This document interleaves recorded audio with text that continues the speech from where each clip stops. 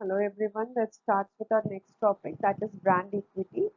The first part of the brand equity, as it continues with the number of topics, we will going to continue with the second part also. What is brand equity? When there is a difference between book value and the market value of any of the product in the market, it is going to associate it with many type of intangible assets. And one of that intangible asset is a brand equity. It is the equity of the brand in the market, or what does actually people think about the brand in the market. For instance, Coke paid $70 million to Parle to just market its brand in India. Though the Parle production doesn't cost, about capacity is not like this, and even Coke doesn't have the fixed asset of this much. But then also Coke has paid this much of amount just to Parle just to market its product. The reason behind that is the image of the Parle in the market that gives strength to Coke to establish itself in the market. So that whenever the brand equity is being evaluated, it is going to associate it with the image and the identical associations of the brand with the whenever the evaluation will be there with the brand equity. The extent to which customers are willing to pay more for a particular brand is a measurement of brand equity. And the brand equity can be measured with the number of assets like customer loyalty, it can be the associations, it can be the quality perceived by the customers, and so on. Let's start with brand equity. Brands are valued for their equity. Brands are valued for their equity. That is, the brands are only going to be known in the market according to their equity in the market. As the equity will be, as the value will be in the market of the brand. It provides value to a firm in the form of price, premium, trade leverage, and competitive advantage. Because as I've told you, as it is intangible asset, it cannot be calculated, it cannot be evaluated on the basis of tangibility. So that in the form of intangibility, it is going to provide us the brand equity is going to be evaluated on the basis of price premium, trade leverage, and competitive advantage. What does the price premium is being provided by to the product by the customers? What is the trade leverage? What type of leverage, whether the business has been getting from the market, as well as what the competitors are been thinking about the brand, or whatever the competitive advantage has been provided to the brand by the market, or by the competitors, or by the customers. Brand equity is the sum total of all the different values people attach to the brand. That is, the brand equity sum total is the sum total of all the different values. Different values people providing, that is, the people are, can be the competitors, can be the customers, can be the company itself, can be the distributors, can be the what whoever people are been working in the organization, and so on. So that it is the brand equity can be evaluated on the basis of the sum total of the brand different values provided by the people, or the holistic value of the brand to its owner as a corporate asset. That is, whatever the holistic value has been provided to a brand to its owner, that is, what does we think about HLL, what does we think about Johnson and Johnson, what does we think about Maruti, and so on. That will be with the value we are providing to the owner of the brand. Similarly, the definition provided by Beale 1992, that is BL 1992, that is, brand equity can be thought of as the additional cash flow achieved by associating a brand with the underlying product or service. Whatever the additional cash flow provided to the product or service other than a price, that is being going to associate it with the brand, and it is going to term us with the brand equity. Come to the next, that is the David Acker has provided a definition of the brand equity. That is, the brand equity is a set of brand assets and liabilities linked to a brand, its name and symbol, that add to or subtract from the value provided by a product or service to a firm and or to that firm's customers. That is, a set of brand assets and liabilities. Again, because it is intangible in nature, so whatever assets and liabilities can be evaluated for a brand, it will be linked to its name and symbol, and it can add or subtract value to the products and services. Means the brand assets and liabilities, whatever, not only the assets, it will be also evaluated on the basis of liabilities associated with the brand, and whatever the value it has been given to the product or services by the particular customers, that is going to tell us with the brand equity. A brand adds value in two ways: value to customers and value to marketers. When the brand adds value to customers, the first thing is brand equity assets can enhance or decrease value for customers. That is, a brand equity never always increase the value, it can also decrease as the brand equity will be in the market, as the customers are going to think about the brand. So that customers can think negative about the brand and even positive about the brand just because of the brand assets in the market. It helps customers in information processing. It helps customers in information in processing, that is, uh, through the brand equity, customers are going to know about the product, about the brand, about the value of the brand, what the market has been thinking, what the brand actually exists in the market for, and whatever the reason about why other brands are not preferable for the by the particular people rather than of this particular brand. So whatever information has been needed by the customers can be known by the brand equity of the company or by the of the product. It enhances customer confidence in the purchase decision. Customer confidence in the purchase decision. For example, just think whatever whether we are going to buy a toothpaste without any brand or without the knowledge of the particular brand. No, the reason behind that is, as the particular brand will be, as the brand equity will be, as the name, logo, identification, or the competitive advantage provided to the product will be, as the particular customer confidence will be. So customer confidence can be increased or can be enhanced just because of the brand equity. Next is the final value to customer comes in the form of usage satisfaction. The customer's value is going to be generated only just because of the usage and its satisfaction. As they will be getting satisfaction towards the brand, as it is going to give value to the customers, and as it is going to generate a value to the by the customers, and as it is going to generate with the brand equity, so that whether the customers are satisfied or not, that will be going to show us the final value of the customers towards the brand. Next is value to marketers. Brand equity is going to provide a very means very highest value or very impact or very much goodwill about the particular brands in the market. So that the first is brand equity assets increase the effectiveness and efficiency of marketing programs.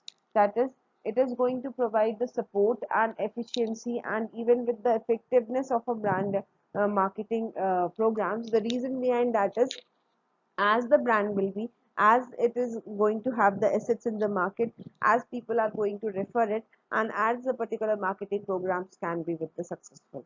Just imagine about the music of Airtel. What is the Whenever the Airtel music will be there in the any of the area, we are going to recognize the particular brand music. The reason behind that is, or the tone of that particular brand, the reason behind that is, the brand equity of that particular brand is being associated with the tone or with the music of the brand, so that it is going to give a particular marketing program a very much effectiveness or efficiency to increase it. Next is a firm to have greater customer loyalty. Again, a brand equity provides a greater customer loyalty because of its well-known image in the market, because of its well-known value in the market about the customers, so that the customers are going to become brand loyal, or they are going to buy again and again same brand just because of their equity in the market. Next comes a firm to change premium. Again, a firm can increase their price. They can set their margin about on the particular product because just because of the brand equity. Maruti again and again increases, or the car values of the well-known brands are been increasing in the market just because the premiums are being added to this particular products just because of their brand equity. Whatever the particular brand equity will be, it is going to help a firm to change its premium. Next is great opportunities for growth. Again, brand equity. As the brand equity is going to increase, as the particular opportunities in the market can be created for a brand in the, by the company. Because again, increase in the assets of the brands and decrease in the liabilities of the brand, it is going to provide the opportunity towards that particular brand, and it is going to enhance the market value of the brand. Next is good source of achieving leverage in distribution channels. Good source of achieving leverage in the distribution channel, it is again related to the particular programs which has been created for channel of distribution. Why channel of distribution people or intermediaries are going to give weightage to a single brand rather than of the other competitive brand? The reason behind that is the equity of that brand in the market, because customers are preferring, customers are willing to buy the brand, so that the channel members are also willing to keep the brands in their retailing stores or in their particular warehouse or in their distribution stores. The thing is, as the particular brand equity will be, it is going to provide a very good leverage for to create a brand image in the intermediaries, among intermediaries also. And the last, that is competitive advantage. The competitive advantage, again, the brand equity provides a competitive advantage. Competitors products are being going to give less value in the market just because the brand equity of the firm's brand is much more higher than that, because people are loyal towards them, because the people are giving value to these particular products. Those brand equities higher than their competitive advantage, so that whenever the brand equity uh, is increased, the particular customers are being going to prefer the brand rather than of the competitive brand. Brand equity models. There are basically four types of models. So those are been going to evaluate the brand equity for the company. The first is Acker's brand equity model that was developed by David Acker, and the second one is Scalars brand equity model. Third one is Brands model, and fourth one is Brand Asset Evaluator. Again, these four models are the not only the only models to evaluate the brand equity, but these are the well famous models in the evaluation of the brand equity, which was developed, and it has been utilized by many of the companies in current scenario. Starting with Acker's brand equity model. Acker's brand equity model, as I have told you, it was developed by David Acker, who is a marketing professor at the University of California, Berkeley, and a management consultant at Profit.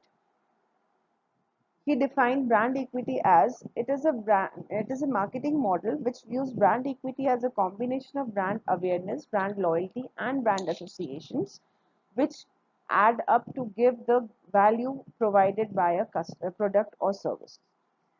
David Acker has given certain combinations of evaluation combinations of assets by which the brand equity can be evaluated, under which there are these three are the basic combinations. That is the brand awareness, how much actually the brand is awareness is there in the market. Next is the brand loyalty, that is how many customers are loyal towards a brand. And the third, that is brand associations. Brand associations are the associations like patent, trademarks, and so on with the brand is been available with the brand, and how it is being evaluated under with the products as a product value.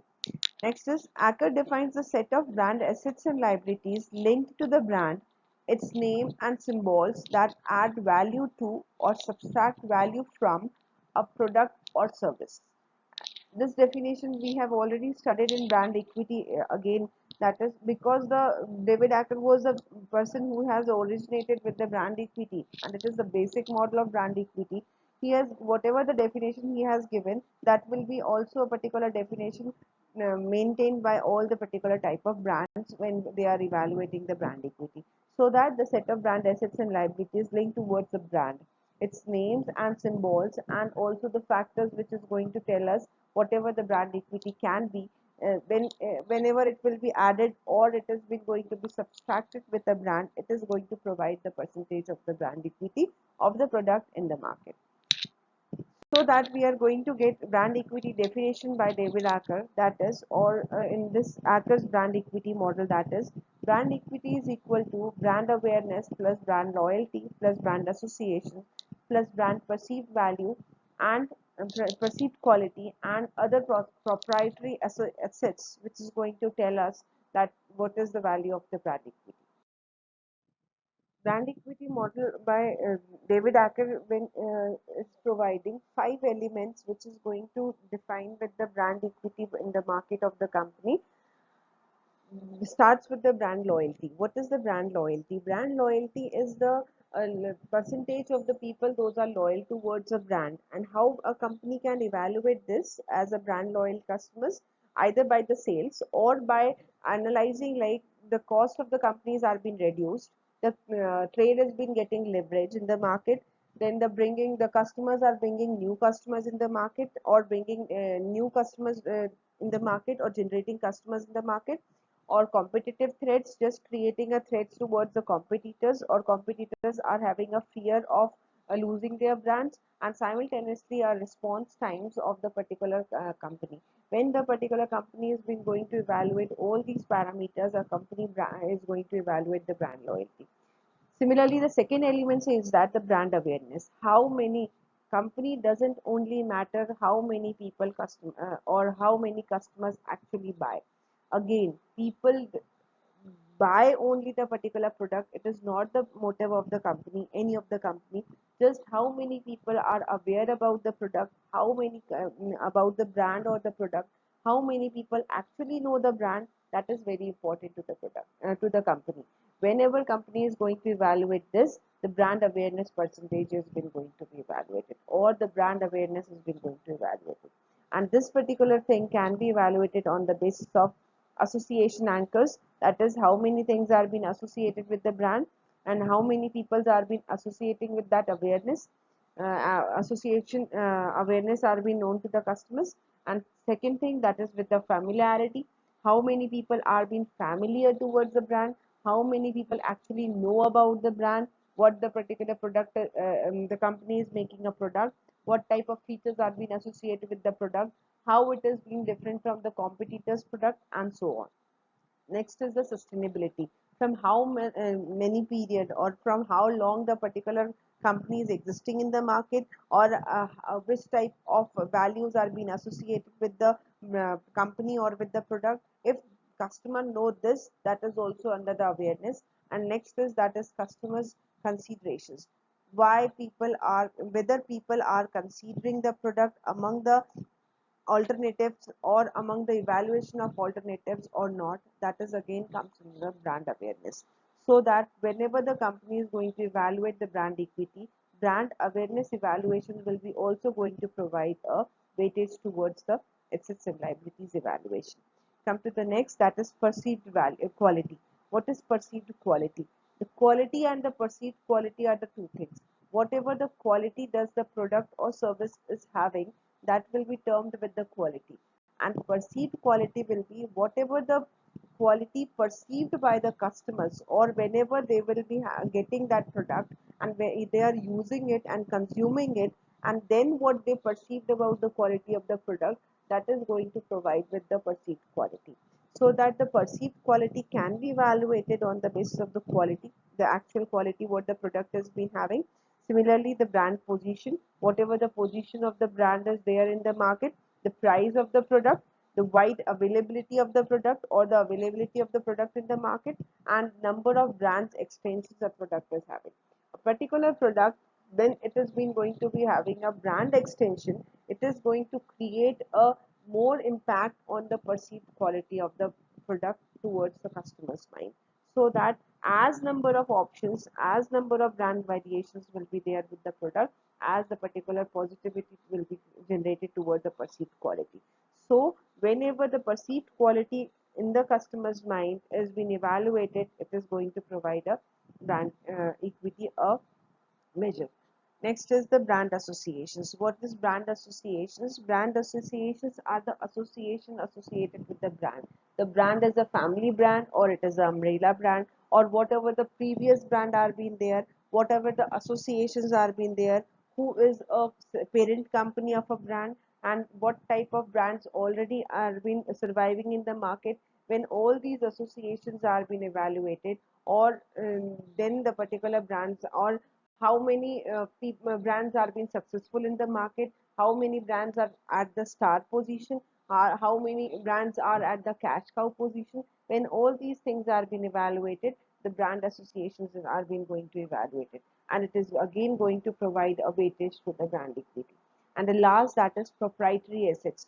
Other than these, all these four elements, the next particular thing is proprietary asset. Proprietary asset is the assets associated with the product or its brand, like patents, trademarks, copyrights, trade secrets, and other intellectual property rights associated with the brand. All these five elements can, when it is being going to be evaluated, it is going to provide with the brand equity. Now, these elements are going to provide value to customers by enhancing their confidence while purchasing and satisfaction. All these elements are going to provide the particular value to customers for enhancing their confidence. Similarly, it is going to provide value to company to enhancing their effectiveness of marketing programs, their brand loyalties, their trade leverages, their prices, and competitive advantage, as we have discussed previously. Second model is Keller's brand equity model, or the particular model is also known as CBBE model. What is Keller's brand equity model? This model is developed by Kelvin Lane Keller, a marketing professor at Dartmouth College. That is, he developed this particular model of brand equity as it is based on the idea that the power of brand lies in what the customers has heard, learned, felt, and seen as a brand over time. Hence, this model is also termed as CBVE model. As I've told you, it is also customer-based brand equity model.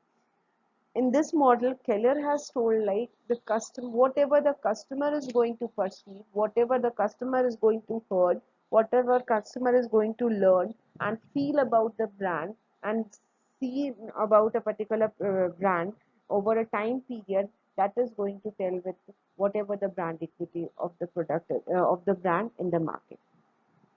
According to CBE model, it takes answers to four basic questions for building brand equity, starting from the base of the pyramid shown above. Who are you? What are you? What do I feel or think about you? What type and extent of association I would like to have with you? That is the brand. So, on the basis of that, who are you? That is the brand identity. What does the brand? What is your brand? What does your brand do? What type of value you are having with the brand? What type, how from how long you are making this particular brand, or from what is the position of your brand, what is your identity, what is your image in the market. That is the first thing what this particular model says. The second thing is, what are you? That is the brand meaning. What does the meaning you are providing to your brand? That is the value associated with your brand. What type, whether you are making your brand as your natural brand, whether you are making your brand as a unique brand in the market, whether you are making your brand as a patronage brand in the market, to what the brand meaning is being there, or it is a customer oriented brand. What are you is again a particular thing what this model says. The third question, that is, what do I feel or think about you? The brand response, or what the customer is actually thinking about the brand. Because companies thinking a lot about their brands, and they create very positive image in their mind itself about their products and their brands. But what actually customer thinks, what they actually customer feel or think about the brand, that is very important. The third particular thing comes under this model, that is, what do customers think and feel about the brand. Come to the last, that is, what type and extent of association I would like to have with you. That is the brand relationships. whatever the associations and whatever the type of extent of association does the company is having, and what the customers want to make this. The customers, whether they want to make the good relations with the brand or the product or not, that is again a very important factor under this particular. Come to the next. This particular diagram or a parameters are being fixed on the basis of questions raised in this model. It starts with the first question, that is, who are you? The identity, which is the most important and most salient feature of this model, that is, who are you, or the identity of the brand in the market. The maximum percentage when Keller has been going to evaluate with the brand equity, that is with the identity of the brand. After that, it comes the meaning. What is the meaning? What are you? What are you about the brand? Whatever the particular value or the brand perceive them for themselves. What type of performance they are having, whatever type of imaginary they are having in their mind. Come to the next, that is response. What about you? What about you, or the customer's response, that is the judgment of the customers and the feelings of the customer. What does actually the customer are been feeling about the brand, and what does actually the customers are been judging about the brand between the competitor's brand and the customer's brand. And the last, that is the smallest but at the top, at the most important thing with the this particular model, that is the relationship. What about you and me? How much the customers are been making relations with the brand, and whether customers are been making a good relations with the brand or not, or whether they are being associated with the brand for a long time or they are just for the time being. So that is with the resonance. What does actually customers are been resonating up with the brand as well as with the product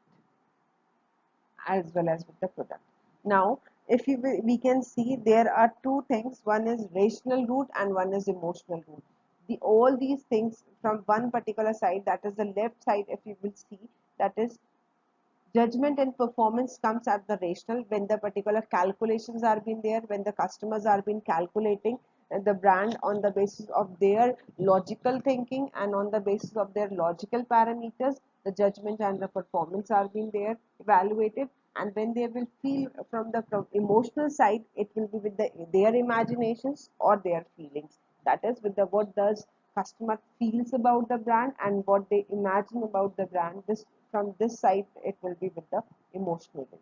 So a customer can think either with the rational root or it can be with the emotional root.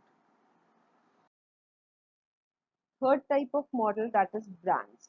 Brands is the world's largest brand equity database, created and updated by Millward Brown, a multinational company working in advertising, marketing, communication, media, and brand equity research. This particular model is a very famous right now. It has been associated with a number of companies in today's market scenario. It is the world's largest brand equity database, which was created by Millward Brown, a multinational company. This database was created in 1998 and is being updated continuously since then. It lists top 100 global brands since 2006. To compile this database, the raw data is collected from about 2 million customers and professionals across more than 30 countries. It lists around 23,000 brands in their evaluation. And out of that, they have evaluated that it is the only brand valuation tool that helps brand owners to find out how much brand alone can contribute to corporate value. This particular type of model has evaluated like only the brand is being very powerful, or the brand is associated with the product is very powerful to provide a company a very good image or a particular image in the market, or to generate goodwill to the particular company and to generate the corporate value in the market and for the particular brand. This is the Millward Brown Association, which has evaluated a brand's model and the valuation tool. That is, all these companies, those are been generating this particular type of brand equity, and those are been evaluating brand equity by this particular model are at a particular uh, stage of evaluating with the corporate valuations. The next model is brand asset valuation model. Brand asset valuation evaluates a brand's value, strength, and performance as compared to other brands in the market. Basically this particular model for brand equity is going to evaluate the assets or evaluate the asset based on brand's value, strength, and performance in the market. In comparison with the other brands, an agency named Young and Rubicam developed a metric called brand asset valuator, that is BAV. This valuator measures the brand vitality, which is the brand's potential in terms of its future growth and brand power. That means this particular evaluator or this particular type of evaluation technique is going to measure the brand vitality in the market for the future growth of the company, as well as to evaluate the brand power. The brand is analyzed in the following terms in this particular model.